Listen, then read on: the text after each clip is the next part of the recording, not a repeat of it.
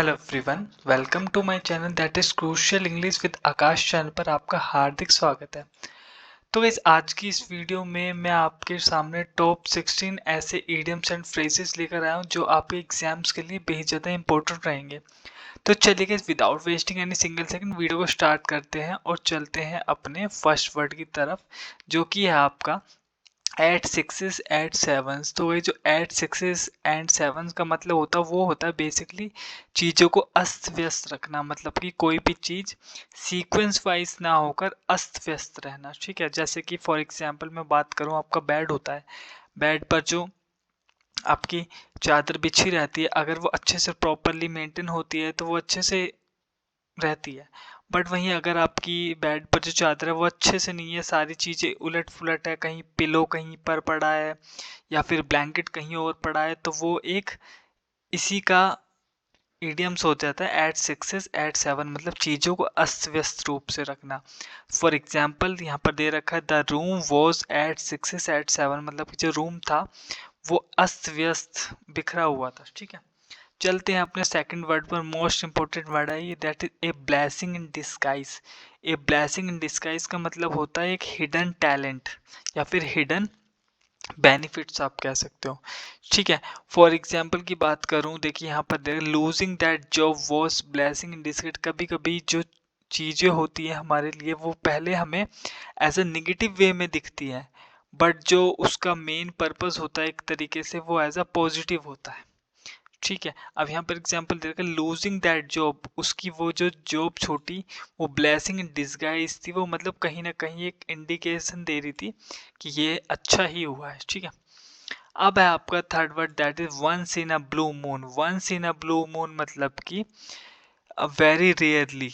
ठीक है, कुछ ऐसा अवसर जो बेहद ही टाइम के बाद होता है। ठीक है, for example he visits his village once in a blue moon, वह अपने गांव में आता है, विजिट करता है वेरी रेयरली, मतलब कि बहुत कम। अगर मैं हिंदी में इसका ट्रांसलेट करूं तो ये हो जाएगा बहुत कम। ठीक है, फोर्थ है आपका बाय हुक और बाय क्रूक। बेहद ही ज़्यादा इंपॉर्टेंट है गाइस, वेरी वेरी इंपॉर्टेंट मैं कहूँगा इसको। बाय हुक और बाय क्रूक इसका मतलब होता है एनी हाउ, मतलब कैसे भी। ही वॉन्ट सक्सेस बाय हुक और बाय क्रूक, वो कैसे भी सफलता चाहता था। ठीक है, अब मतलब कि साम दाम दंड भेद जैसे एक कहावत कही जाती है, तो वो ये उसी का एग्जाम्पल है, बाय हुक और बाय क्रूक मतलब कैसे भी। फिफ्थ है आपका hit the nail on the head. Hit the nail on the bed का मतलब होता है सही जगह सही पॉइंट की बात करना, सही जगह सही बात करना, एग्जैक्ट पॉइंट की बात करना, उसे ही कहते हैं hit the nail on the head. Six word आपका spill the means. Spill the means का मतलब होता है रिवील अ सीक्रेट। ठीक है, जब आप एक छिपा हुआ रहस्य को उजागर कर देते हो तो उसी का मतलब होता है स्पिल द बीन्स, मतलब कि एक सीक्रेट को आपने किसी को बता दिया तो उसी को कहते हैं स्पिल द बीन्स। सेवंथ है आपका burn the midnight oil. Burn the midnight oil का मतलब होता है बेहद ज़्यादा हार्ड वर्क करना, दिन रात एक कर देना, उसी का मतलब होता है burn the midnight oil. Eighth word है आपका इन हॉट वाटर। तो इन हॉट वाटर का मतलब होता है एक प्रॉब्लम भरी सिचुएशन, जब आप मुसीबत में होते हो तो उसी को कहते हैं इन हॉट वाटर। अब नाइन्थ वर्ड की तरफ चलते हैं अपना, जो कि है आपके स्क्रीन पर, ये रहा under the weather. Under the weather होता है फीलिंग सिकनेस। फीलिंग सिकनेस, अब देखिए यहाँ पर एक वर्ड होता है सिक। सिक का मतलब क्या होता है बीमार हो जाना।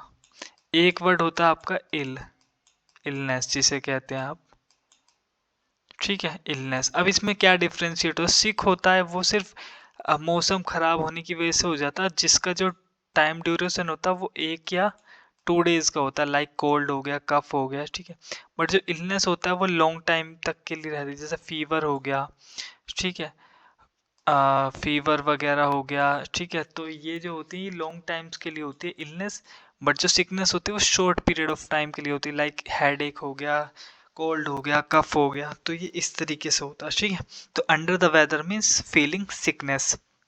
अब है आपका tenth word, that is apple of one s eye. Apple of one का मतलब होता है आँख का तारा होना, he son is the apple of his eyes. ठीक, आँख का तारा बहुत प्यारा वाली जो कहावत है वो इस पे शूट होती है। 11th है आपको a piece of cake. A piece of cake का मतलब है something that is very easy. ठीक है, कोई ऐसा कार्य जो बेहद ज्यादा आसान होता है तो उसको अ पीस ऑफ केक कहा जाता है। 12th वर्ड है आपका break the ice. Break the ice होता है यहाँ पर स्टार्ट अ कॉन्वर्सेशन। मतलब कि अगर जब दो लोगों के बीच में बातचीत नहीं होती है तो एक को इनिशिएटिव लेना ही पड़ता है ताकि बातचीत को कॉन्टिन्यूसली रखा जा सके। ठीक है, तो ब्रेक द आइस का मतलब होता है स्टार्ट द कॉन्वर्सेशन। और गाइस एक और चीज मैं कहना चाहूंगा, जब भी आप ईडियम्स को करते हैं तो ईडियम्स के लिए आपको कोई जो भी सेंटेंस दे दिया जाता है उसका आपको ट्रांसलेट नहीं करना होता, क्योंकि ग्रामर नहीं है कि आपको ट्रांसलेट करना पड़ेगा। तो ईडियम्स हमेशा उसको बेटर एक्सप्लेन किया जाता है, उसको कभी भी आपको ट्रांसलेट नहीं करना है उसको हिंदी में। ठीक है, तो ब्रेक द आइस का अगर आप हिंदी में ट्रांसलेट करोगे तो यहाँ पर बर्फ को तोड़ना हो जाएगा। ठीक है, बट ये तो कोई सूटेबल नहीं हो रहा, तो ब्रेक द आइस का मतलब है स्टार्ट द कॉन्वर्सेशन। अब है आपका 13th word, cost and arm and a leg. Cost and arm and a leg का मतलब होता है guys very expensive something which is very expensive, it is called cost and arm leg expensive होता है इसका मतलब something very expensive। 14th word है cry over spilt milk. Cry over spilt milk का मतलब होता है पछताना, रिग्रेट जिसे कहते हैं। ठीक है, क्राई ओवर स्पिल्ट मिल्क का मतलब होता है रिग्रेट। 15th वर्ड है इन a nutshell. In a nutshell का मतलब होता है शॉर्ट समरी, किसी चीज को संक्षेप में बताना, मतलब कि बेसिक कम वर्ड्स में किसी चीज को एक्सप्लेन करना ही इन अ नटशेल कहा जाता है। Last word and very important, call a spade a spade. Call a spade a spade का मतलब है दूध का दूध, दूध पानी का पानी कर देना, मतलब कि एकदम स्पष्ट बात करना, एकदम सच बात करना।